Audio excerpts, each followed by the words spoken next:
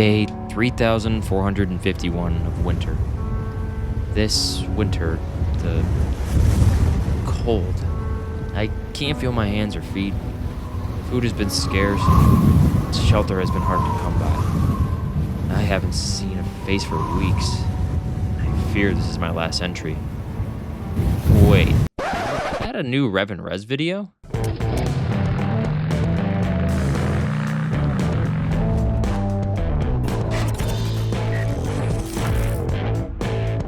Hey guys, welcome back to a brand new video. Today is going to be an interesting topic. It's going to be kind of a fun one for me. Today we are going to be de-winterizing the bike. And now I know what you're wondering. Hey, dude, it's only February, February 3rd, and you're going to de-winterize a bike now?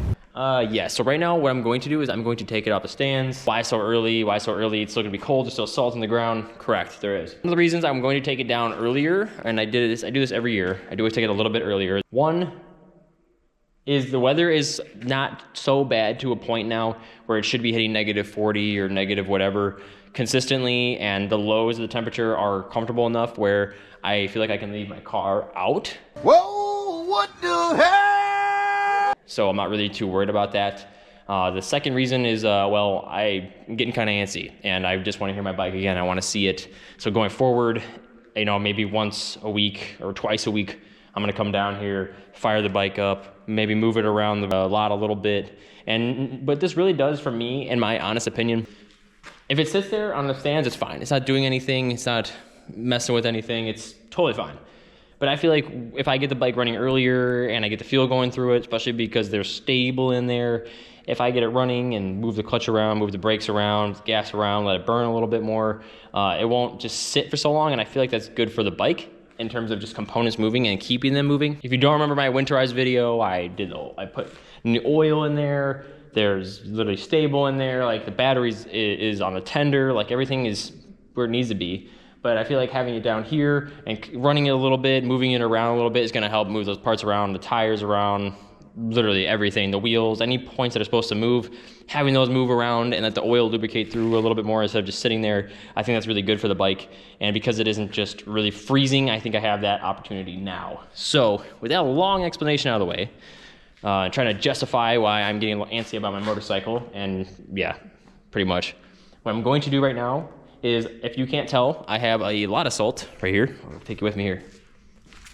There is a lot of salt on the ground right here.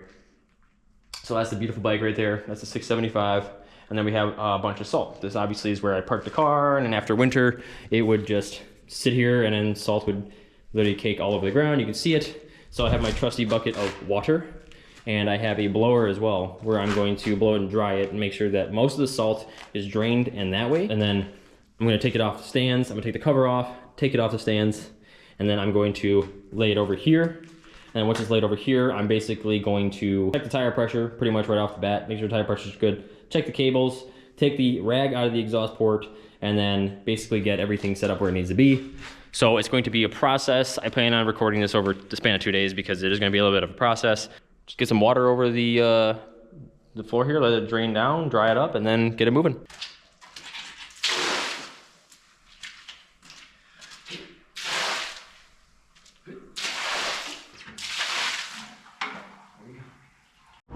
It's actually kind of nasty because you can see all like the salt. I don't know if you can see it well on the camera, but there's like it's like a weird like filmy look to all of it. It's all like that nasty salt and shit. You actually see a lot how much there is on the ground. Here, when you're driving, you can literally just, it's like clouds of salt.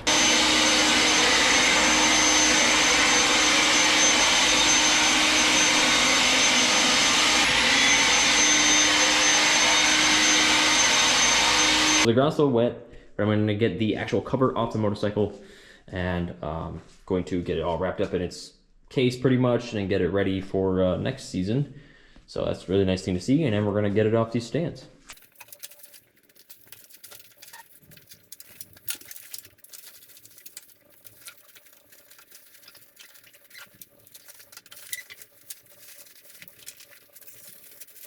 All right, so the cover is off, and one thing I want to reiterate here is you want to make sure you take, if you did this like I did, take the actual rag that you put into your exhaust port, take it out, make sure it's out, because you don't want to start it back up with this in there.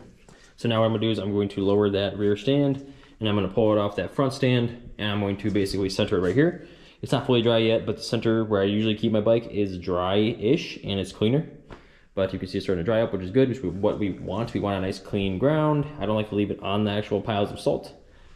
But I guess that won't make much of a difference if I'm gonna be moving it around in the garage. So this is just, I guess, for extra security or just for peace of mind. So let's get it up.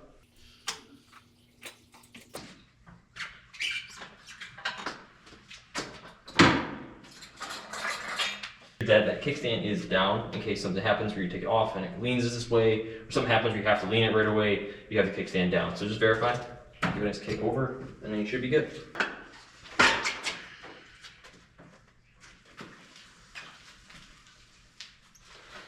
All right, so the bike is actually off the stands now. It's looking pretty good. So what I'm gonna do first is I'm going to measure the air pressure in the tires.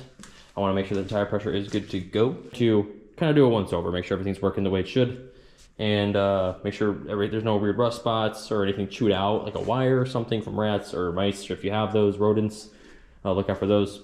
Make sure all the pieces are still snug, and make sure everything looks good and in good condition. Now is the time to check all like the physical things, like the moving things, the wires, the clutch cables, everything like that. So we're going to do that. And if you aren't sure what your tire pressure is, you know, if you could look at your owner's manual for the CFMOTO 675. Front tire is going to be 33.3, so like 33.5. And then the rear is going to be 37.7, so about 37.5. So we're gonna get those set, ready to go. All right, now the tire pressure is good. What I'm going to do as well is I'm going to take off these actual spools that the rear stand uses so that it sits up on the actual rear stand. We're gonna take these off. I don't need them right now. Spools are off. I used my 8mm, got them off nicely. Now the next step would be getting the battery. So we're gonna take the seat off, and then we're gonna put the battery back in, connect everything, make sure everything's good. And throughout the season, the battery should have been on a tender. So if you did it correctly, your battery's on a tender, which means that you should be totally fine when you hook the bike back up.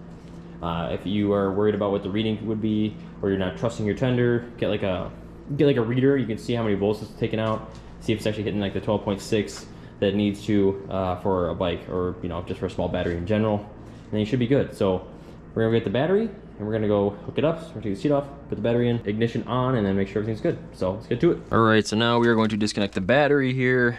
Everything's connected there. As you can see, it's on a tender. I don't know how much you can see with the lightness, or like the actual brightness of it, but I have it on a towel. We see I have it on a towel here, and it's hooked up to the tender, which is bringing it down right here. Light through the bottom of a closet, you can see it, but it's on a tender, and it's been totally fine. The light's green. So what I'm gonna do is I'm gonna disconnect the battery, and then I'm gonna bring the battery back downstairs to the bike, and now I'm going to actually test it to make sure that everything is healthy and good where it needs to be before I reconnect the battery to the actual motorcycle. So let's do it. Now remember, when we're disconnecting a battery, we want to disconnect the negative side first, the ground. So you want to disconnect negative, and then you want to disconnect positive. The easy way to remember that is if you're taking something away, so if you're removing something, you're taking it away, is your negative, minus, or if you're adding something to it. So the fact that we're disconnecting the battery and we're taking something away from the battery tells me that we need to take the negative off first and then the positive. And then when we put it back into the motorcycle, what we're going to do is we're going to put the positive on first because we're adding something to it, and then the negative. So we're going to get some little Phillips head. We're going to take those out, and then, yeah, give it a good test. Disconnected. These are good now. Disconnect this. And now it's going to be blinking red because there's nothing connected to it. So this is done. So now I'm going to put this away. And if you guys are wondering which one I use, this is the Centec Deluxe Battery Maintainer and Flow Charger. Obviously, it's an input of 120 VAC, 60 hertz, whatever. It's a 12-volt one. It's nice. It works really well. Red light means it's charging, and then green light means it's maintaining. And the entire season, it was a green light, so it was maintaining. So now we're just going to wrap this up. We won't need it till next season. We have the battery itself. So we have the bolts. So it's a good time to inspect everything, make sure everything looks fine. But everything should be fine. This is basically not even a year-old battery, so we should be totally fine. We had it on a tender and everything. I do recommend when you're transporting the battery, is taking out the actual nut that's in there, or I guess like this little here. Come on, right there. This little guy. Take these out with this as well. And usually what I do is like to transport them, and I'll just do this. Let's get that together. Yep, there it is. Same with this side. So that we don't lose them. It's not a matter of like electrocuting yourself or anything, or worried about any of that. I just don't want to lose these because these are important to actually hold the actual cables into the actual battery. So now we got both of these. Doesn't matter which one goes with what. We got our battery right here, and this is when I usually check. This is when I usually check for any kind of like anything weird going on with it, like corrosion, whatever. And no, this looks great. This looks amazing. This looks like a good battery, but that can be deceiving. So we're going to plug it in, or we're going to test it and see what it tells us.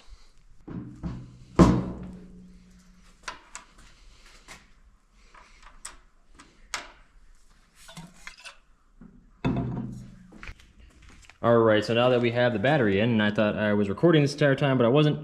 You want to make sure the strap's in there, and obviously if you are adding something to the bike, you want to make sure that you have the positive side. You're going to put the positive side in first, and then the negative. Make sure the strap is secure. You do not want this battery going loose anywhere. I already started it up. I thought I was recording, and I was not, so Fool this man! I'm going to try to pull it from my Snapchat. I recorded on my Snapchat, so it might be a crappier video. Oh, try again.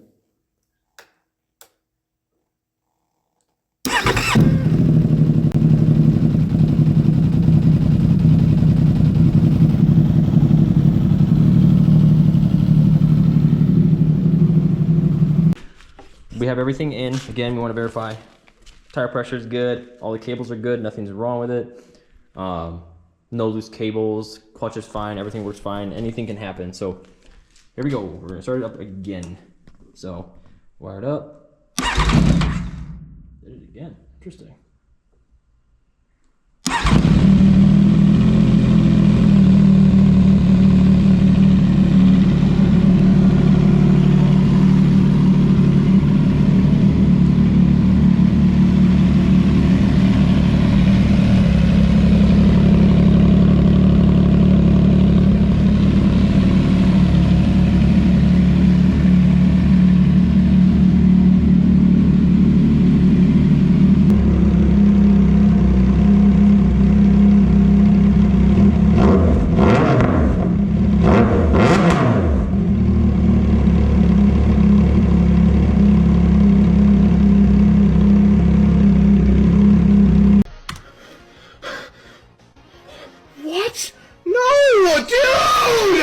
Not gonna lie, that rev kind of that rev kind of hit my ears again, which feels good because I was getting used to it for a while, but that felt pretty good. You forget how loud something is until you start it back up again, but everything's looking good. There's no weird like signs on here at all. Like nothing's like screaming out to me like, hey, this is bad, like watch out. But yeah, nothing's really bad. Like everything looks fine to me. Temperature's fine. Totally his temperature just fine. There's no weird oil. That's another thing I was just looking at too. Make sure everything's inspected, everything looks good. There's no oil drips anywhere. That's just old leftover salt from when I was rinsing this out. Everything sounds good. No weird leaks anywhere. I was looking around it. That's your time to kind of look. And right now there's nothing wrong with it. So yeah, here we go. This thing is not officially de-winterized yet. I'm not gonna be riding it anywhere. I'm not gonna go anywhere really with it just yet. I wanna wait for the weather to get better. But it'll be on the ground now, and whenever I want to like maintain this right now, I'm just gonna come down here, start it up, get the clutch moving again. I won't be doing that today.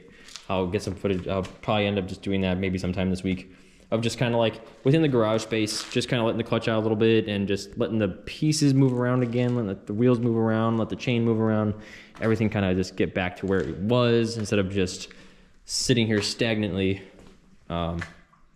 just in the garage, just doing nothing. But obviously you heard in when I first started up, it kind of like stuttered a little bit. I assume that's because the fuel's been sitting in there for a long time and the stable's in there and everything like that. Hasn't been started up in a while. Had to kind of kick it back to life again. So If any issues obviously come up later, or you know, as the season goes on and it still becomes a problem, then I'll get it looked at. But for right now, I'm not too worried about it. It's been sitting for months. This has been since October, a little bit before Halloween, I'm pretty sure. So it's been some time. It's just been sitting and doing nothing. But everything's good. The tire pressure is holding. There's no weird leaks anywhere there. The exhaust definitely shoots exhaust. And it's very stinky. I will say that. I miss that stinky like gasoline smell you get from a motorcycle. You just don't get it from a car. Not like this. So, but everything's good. So no weird oil pressure problems. By the way, everyone's asking, oh my God, is the oil burning? Again, they're still asking. It's been about a year later now, and it's like, hey, is the oil burning? No, there's no oil burning whatsoever. I've done like two oil changes with this thing, plus one from the dealer. Never had an issue with oil burning. I don't know what to tell you. So go to your dealer, check it out if you have oil burning issues, that's for sure. But yeah, everything looks good, guys. I say this is a very successful kind of startup, and it was really nice to hear the bike again. So again, as the months progress, I will be riding. This is true. I'm going to be bundling up a little bit more. I'm going to try to take more advantage of the season. If it's 50 degrees, I'm actually going to ride still. I know it's cold, but bundle up, whatever. But again, this doesn't mean I'm going to start riding next week or anything like that, unless it's like 60 degrees and it's raining, wash away all the salt, and then it's good to go. Like, that's the only reason, that's the only way it would happen. But I just wanted to get it out and ready to go, because I don't predict too much bitter cold this season, especially the lows and everything. I don't predict it being too cold. It's still cold, but not cold to the point where I think we're kind of stuck in a tundra. So yeah, now if you have it like this and it's just laying around about, start it up. You know, maybe it's been 2 weeks, maybe it's been a week 2, 3 weeks, whatever. I usually don't like to go over a month. Start it up, go downstairs, start it up wherever you're at. Go in you go in your garage, wherever you're at, start it up, fire it up. If it's just sitting like this, if you don't have the stands or anything like that, or a battery tender, you still want to keep electricity flowing through that battery. You don't just sit there and get a dead battery. You know, get it moving if you can. I know they say, like, you know, move 10 miles an hour around somewhere just to get the pieces moving. You can do that if you have the room for it, but even just a nice little startup. You know, I know it's not going to mean much, but move it back and forth. Make sure everything still moves the way it should. You don't want it to sit for too long, get the flat spots on your tires. Maybe move it to a different area. Move it like a foot, or, you know, maybe like a foot this way and then a foot that way, and then just maneuver. Just move it around and make sure that that bike is actually still moving, doing what it's supposed to do. Don't let it sit for too long. There is stable fuel in here, like the additive that I added to the fuel, the actual brand stable. So don't expect any ripping or anything like that. I'm going to try to burn through the fuel as much as I can that I have now with the stable in it. But right now it's basically just like that weird purgatory, kind of halfway maintained. It's kind of like that limbo stage where we're not completely hoisted up in the back and staying over there and on both stands, and we're not even looking at it, forgetting I have a bike. But it's not to the point where I'm, just ripping it and going out and going to work with it and everything like that. So everything works good. If you are going to de-winterize your bike, I hope this video kind of helped you a little bit, maybe some pointers or tips. Or if you've been dying to hear this bike again and you're just a fan of the channel, then there you go. You had it. I'm going to turn this off so I don't kill the battery. That's another way too, if you want to check the battery, is on the CFMOTO, just real quick. So a lot of motorcycles, it'll just show you the battery, but on the CFMOTO, I'm pretty sure you have to click different functions here. So you just click through on the bottom. So yes, right now it's 12.1. So it is a little low-ish relative. It should be like 12.6, but it's at 12, and that's what matters. So I don't smell any weird burning coming from the battery. Going near it, the only thing I smell is the fuel. Everything looked good to me. Do another once over, start it. Every time you start it, do a look over, make sure nothing's leaking or do any weird stuff. Especially with the 675, if you just got it just like me, you really shouldn't have any issues if you were taking care of it. And honestly, even if you were taking the most minimalist amount of care into it, you're letting it sit out in the cold snow on, maybe then it would be pretty bad. But if you just recover over it, and then maybe you start it every now and then, it still should be fine. It's a newer bike. It's not gonna, unless you put like 10,000 plus miles on it, it should be totally fine. So this one only got 2,333.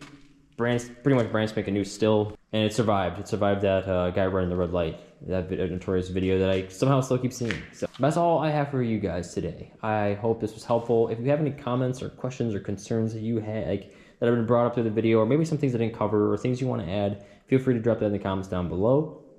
If you have any questions, I'm definitely going to try my best to answer it. We're finally getting out of the busy season at my job and everything like that. We're kind of near the end of everything, and I'll be able to have more time and everything like that to get to those comments. But I wanted to get this one out for anyone that's been kind of having that spring itch, that spring fever, that I feel like is kind of going around right now a little bit more than usual, just due to how the winter's been. So yeah, I hope you guys have a wonderful rest of your day. I hope that maybe this will get you to get your bike out again and hear it again and just feel that serotonin and dopamine from the exhaust starting up. And I hope this motivates you guys, or anyone who wants a bike. Hopefully this kind of shows you it's really not too difficult to maintain. So again, hope you have a great day, night, whatever. If you like this video, feel free to leave a like. And if you want to let me know what's going on, drop a comment down below. If you didn't like it and it was annoying or whatever, you hate the bike, drop a dislike. Totally fine with that. You can drop a comment on that as well. I would definitely reply to that. And subscribe if you want some more. And if you are currently a subscriber and you've been one, then I appreciate you and your dedication to enjoying my content and sticking around through my YouTube channel, Growing Pains. So it's going to be a great season. This is just kind of the start of everything, and I'm really looking forward to what's next. So, peace.